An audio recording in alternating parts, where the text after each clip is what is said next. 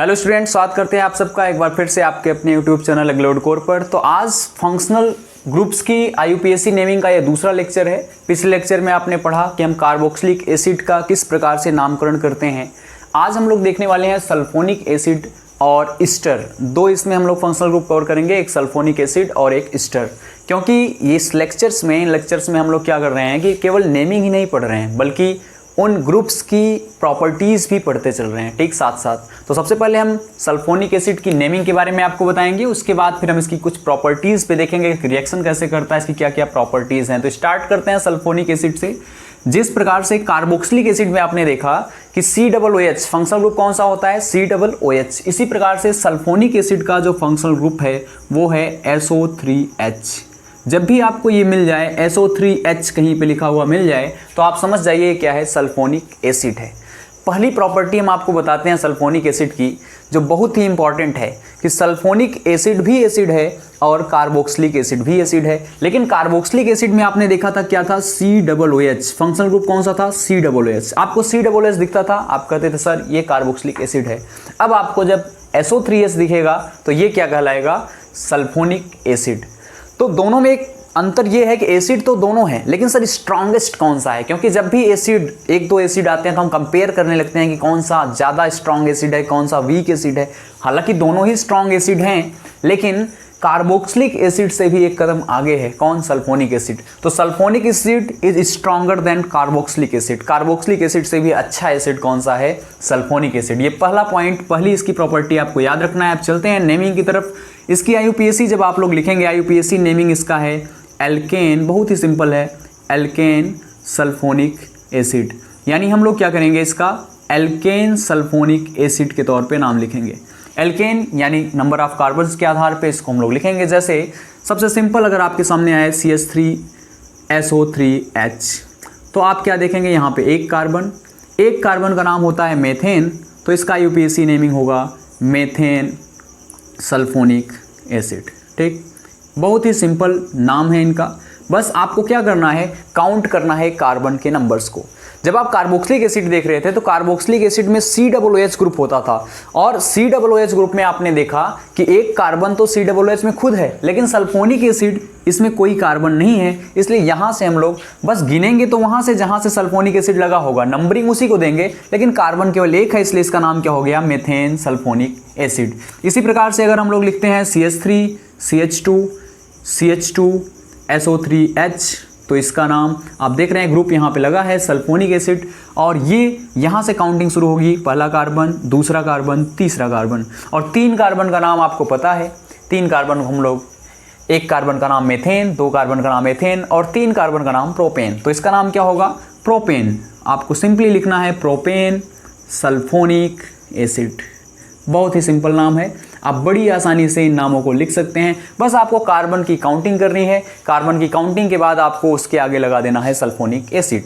जैसे carboxylic acid में आपने IUPAC देखा था, वहाँ था एल्केनोइक एसिड यानी methanoic acid, ethanoic acid, propanoic acid, butanoic acid, इस प्रकार से चलता था। लेकिन यहाँ पे क्या है, जितने नंबर कार्बन हैं, कार्बन का नंबर काउंट कीजिए, उसके आधार पे आप उसके रूप में एल्केन लिखिए। यानी अगर 2 कार्बन है तो एथेन, 3 कार्बन है प्रोपेन, 5 कार्बन है पेंटेन, और लास्ट में लिख दीजिए क्या, सल्फोनिक एसिड।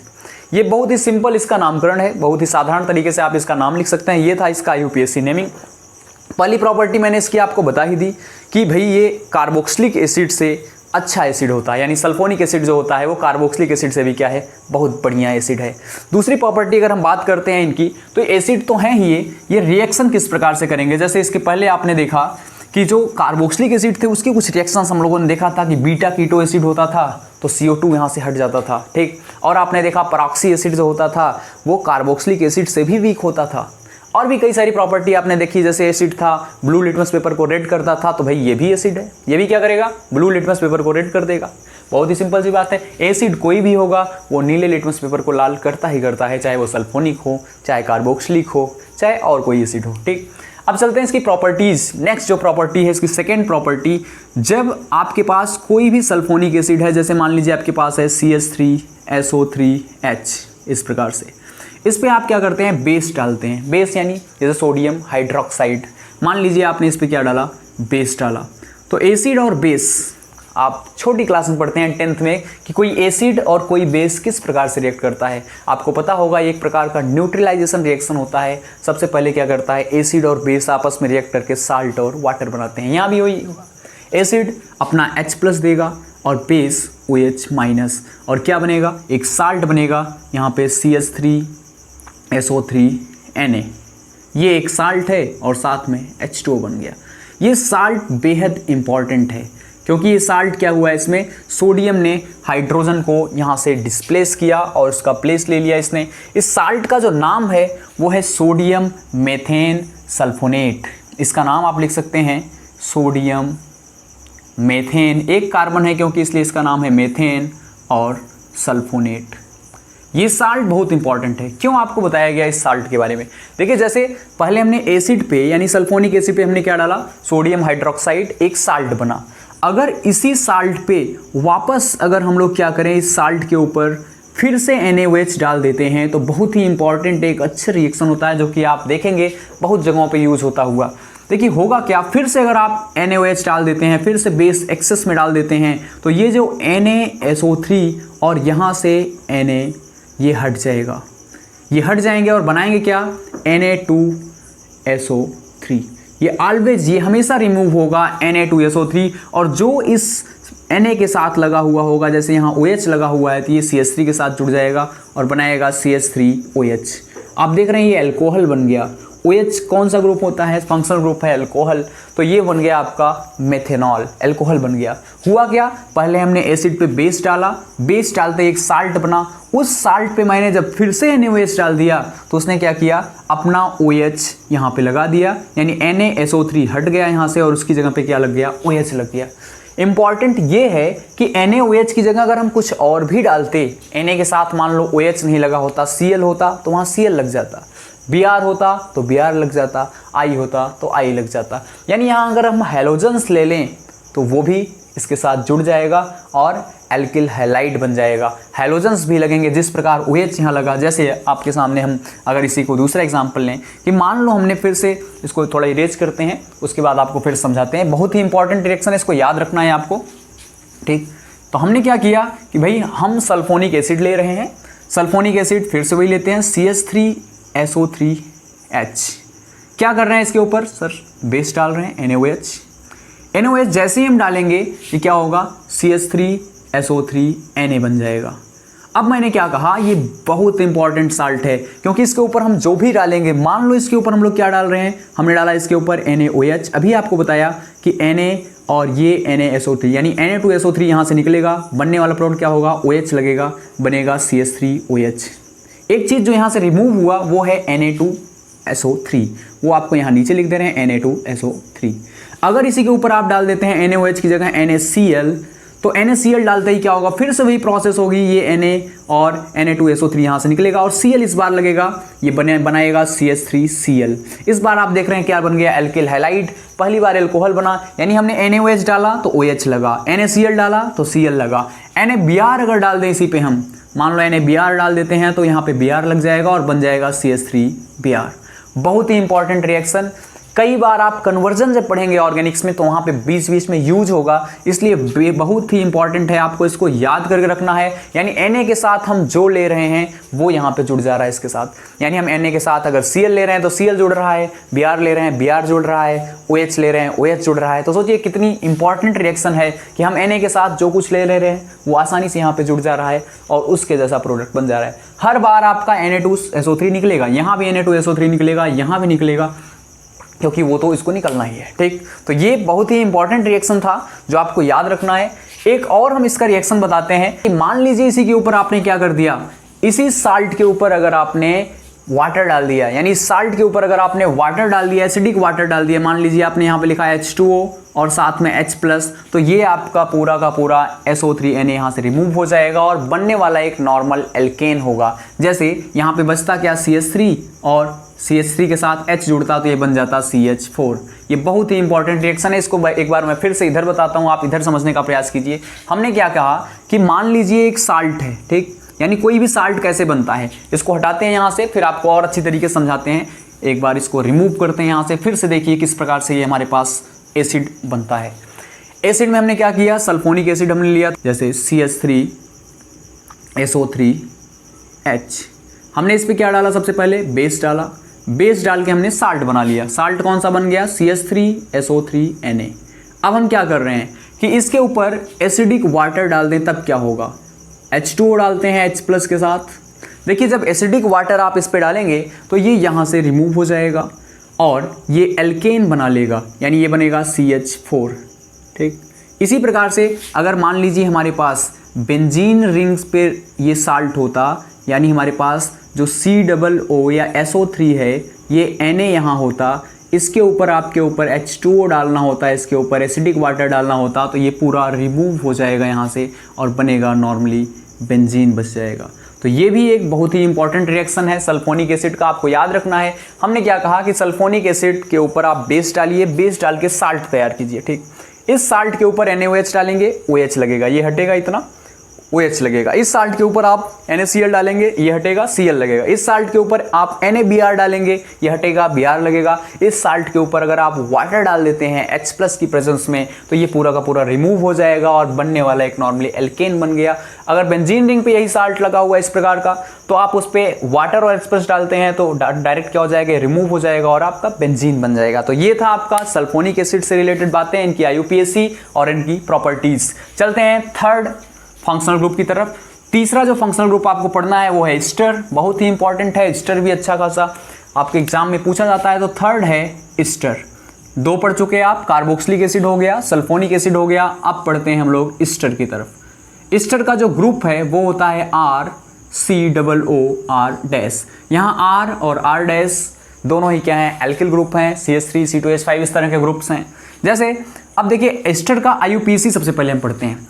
एस्टर में क्या होता है, ये जो ग्रुप होता है इस साइड वाला, इसको हम लोग बोलते हैं एल्किल। इस ग्रुप का नाम है एल्किल। और इस पूरे को यहाँ से लेके यहाँ तक इसको हम लोग बोलते हैं एल्केनोएट। इसका नाम होगा एल्केनोएट। तो इसको हम लोग IUPAC जब हम एस्टर का लिखते हैं तो वहाँ पे हम लोग यूज करते हैं टर्म एल्किल एल्केनोएट। टर्म क्या यूज करेंगे, एल्किल एल्केनोएट। ठीक, एल्किल कौन सा, जो राइट साइड है इसको हम एल्किल बोलेंगे और जो लेफ्ट साइड है इसको हम लोग क्या बोलेंगे, एल्केनोएट बोलेंगे। ठीक, इसको आपको याद रखना है। जैसे हम एक एग्जांपल लेते हैं छोटा सा, मान लीजिए आपके सामने लिखा हुआ है CH3COOCH3। तो इधर की साइड आपको जो दिख रहा है O के आगे ये है एल्किल और ये जो बचा हुआ ग्रुप है ये क्या है, एल्केनोएट। तो एक कार्बन का नाम क्या होगा, मेथिल। तो ये है मेथिल। और इधर कितने कार्बन है, एक, दो कार्बन है टोटल। और दो कार्बन का नाम होता है एथ, इसलिए इसका नाम हो जाएगा एथेनोएट। ठीक, तो इसका नाम क्या हुआ, मेथिल एथेनोएट। अगर मान लीजिए एग्जांपल कुछ इस तरह का होता, CH3COOC2H5।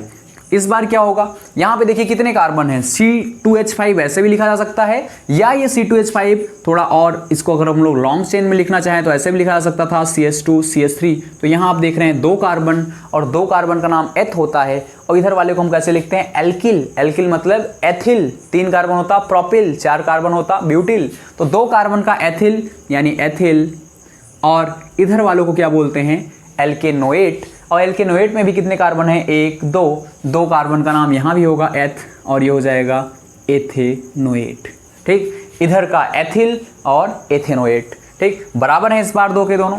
अगर इस प्रकार से कहीं लिखा होता, मान लीजिए लिखा हुआ है CH3, ठीक, CO और एक यहाँ पे हम बढ़ाना चाहते हैं एक इस साइड और CH3 कार्बन को, और ये हमारे पास में लिखा है CH3।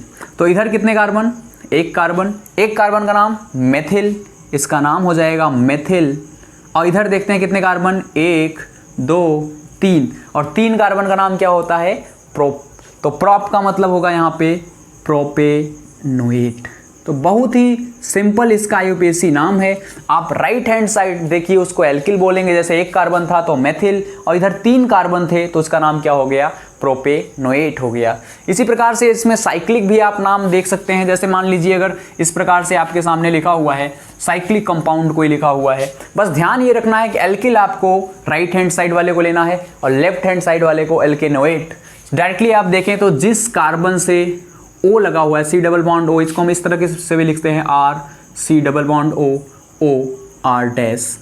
ये वाला जो कार्बन है C डबल बॉन्ड O वाला, उससे डायरेक्ट जो एल्किल ग्रुप जुड़ा होगा उसको एल्केनोएट की तरह लिखेंगे, और ये जो अलग होगा डायरेक्टली O से उसको एल्किल बोला जाएगा। ठीक, तो ये आपको याद रखना है। मान लीजिए कि कहीं पे इस प्रकार से है, जैसे यहाँ पे है, या इसको एक साइक्लिक कंपाउंड का रूप देते हैं हम लोग, मान लीजिए इस प्रकार से बनाया हुआ है कहीं पे, ठीक, और इस तरह से है, ऐसा कोई कंपाउंड आपके सामने देखने को मिलता है। ठीक, ये भी क्या है, ये एक प्रकार का एस्टर है। कैसे पता चला, यहाँ देखिए, यहाँ C छुपा हुआ है, यहाँ C छुपा हुआ है, यहाँ C है, यहाँ C है, यहाँ कार्बन है, ये सब कॉर्नर कॉर्नर पे क्या है, कार्बन है। तो आप देखिए C डबल बॉन्ड O यहाँ भी है, COO, और इस C से इधर भी C कार्बन है, इधर भी कार्बन है, तो ये हमारे पास में एक प्रकार से एस्टर है, ये भी एस्टर है। नंबरिंग कहाँ से करेंगे, यहाँ जहाँ C डबल बॉन्ड O है, 1 कार्बन 2 3 4 5, 5 कार्बन, 5 कार्बन क्योंकि एक साइकिल में है तो इसको हम लोग बोलेंगे साइक्लो, और 5 कार्बन का नाम पेंटेनोएट, इसका नाम क्या होगा, पेंटेनोएट। एल्किल कहाँ गया इसमें, एल्किल क्योंकि ये राउंड हो चुका है, वापस इसी में आ चुका है, जिसमें एल्किल अलग से आपको नहीं दिख रहा है, ये ओपन चेन था तो एल्किल अलग था, एल्केनोएट अलग था, अब ये तो एक आपस में जुड़ गया है, रिंग बन चुका है, तो एल्किल यहाँ पे नहीं है, डायरेक्ट आप बोलेंगे साइक्लो, और 5 कार्बन का एस्टर है तो पेंटेनोएट। इस प्रकार से इसका नामकरण लिख सकते हैं। एक और बहुत इंपॉर्टेंट इसमें एस्टर में नामकरण आप देखने को मिलेगा आपको, जैसे मान लीजिए अगर ऐसे लिखा हुआ है, डाई एस्टर का कभी कभी नामकरण आपसे पूछ लेता है, तो डाई एस्टर भी आप समझते रहिए, डाई एस्टर मतलब दो एस्टर हों, जैसे ऐसे है CH3O, ठीक, COO CH3, इस प्रकार से आपको देखने को मिला। इसका इनऑर्गेनिक नेम भी होता है, इनऑर्गेनिक में इसको बोलते हैं हम लोग डाई मेथिल कार्बोनेट, इसका इनऑर्गेनिक नाम जो है वो है डाई मेथिल कार्बोनेट।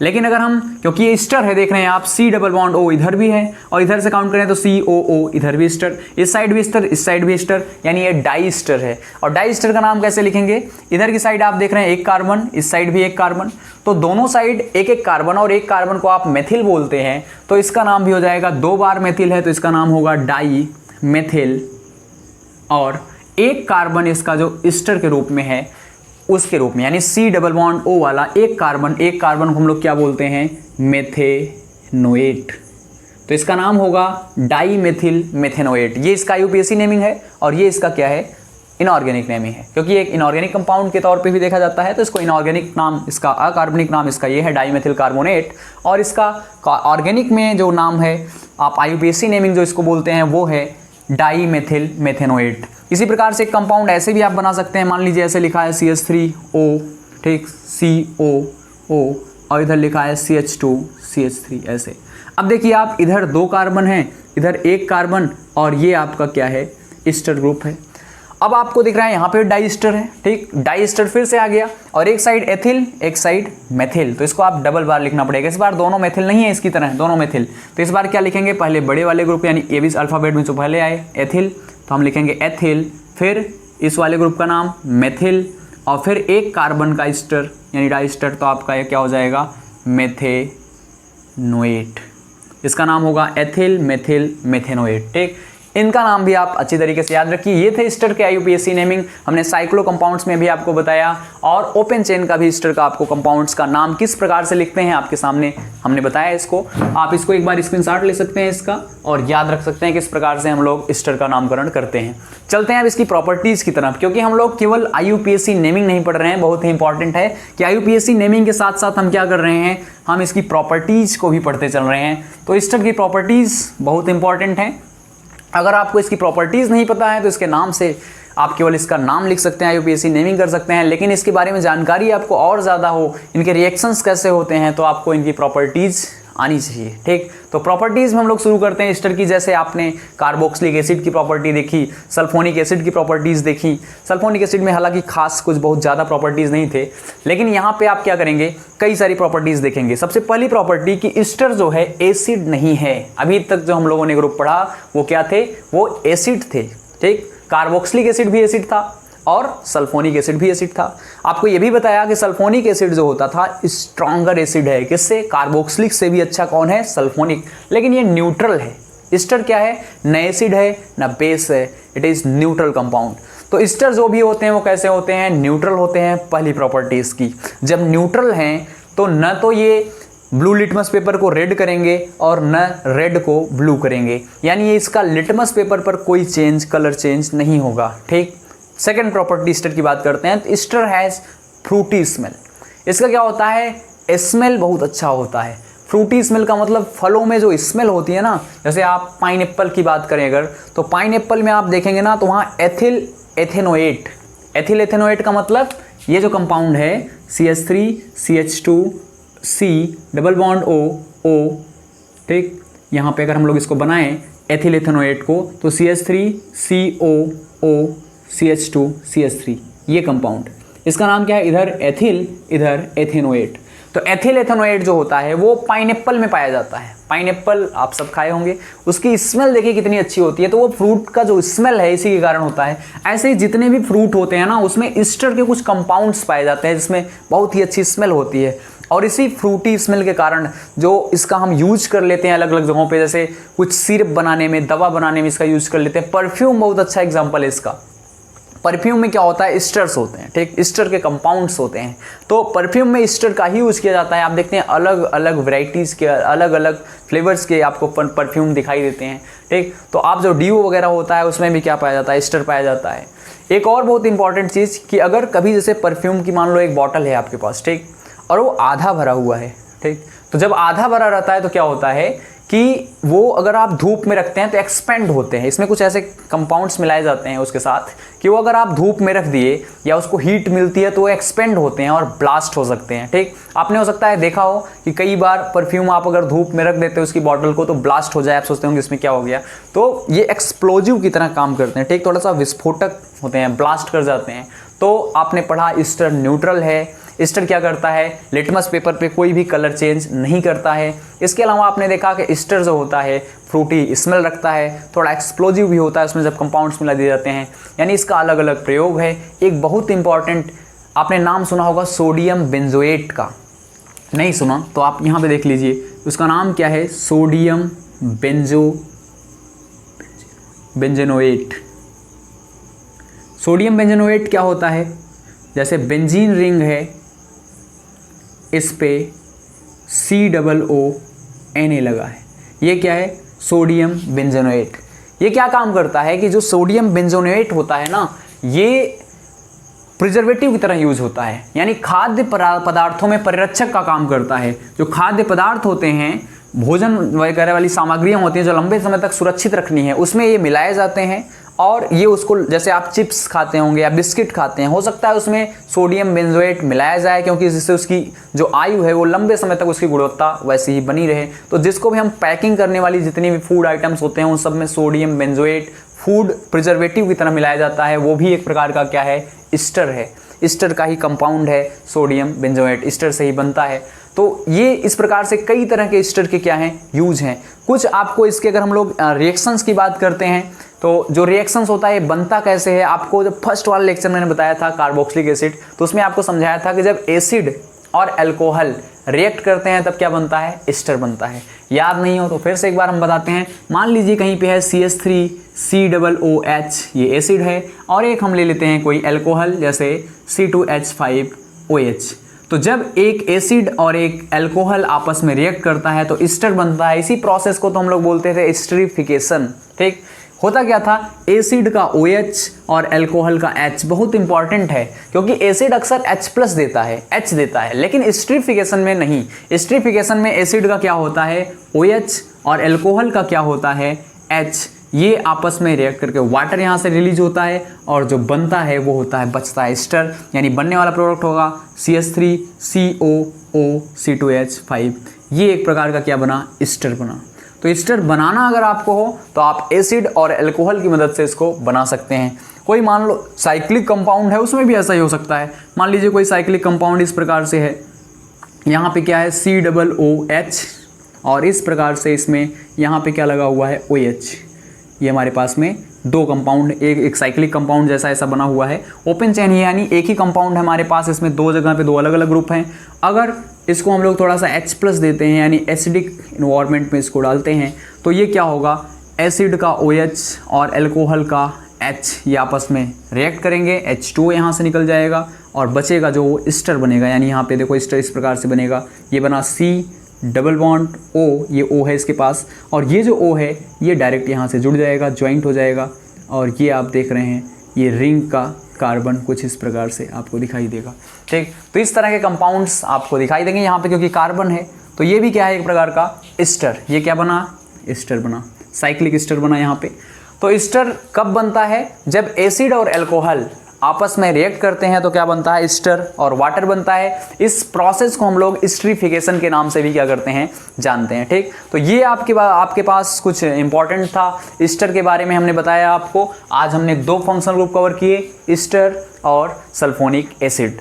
अगले लेक्चर मिलेंगे किन्हीं और फंक्शनल ग्रुप के साथ। अभी अल्कोहल बचा है, एल्डिहाइड बचा है, कीटोन बचा है, ठीक, बहुत सारे और भी बचे हुए हैं फंक्शनल ग्रुप्स जिनकी IUPAC नेमिंग और उसकी प्रॉपर्टी हम पढ़ने वाले हैं नेक्स्ट लेक्चर में। मिलते हैं अगले लेक्चर में, तब तक के लिए बहुत बहुत धन्यवाद।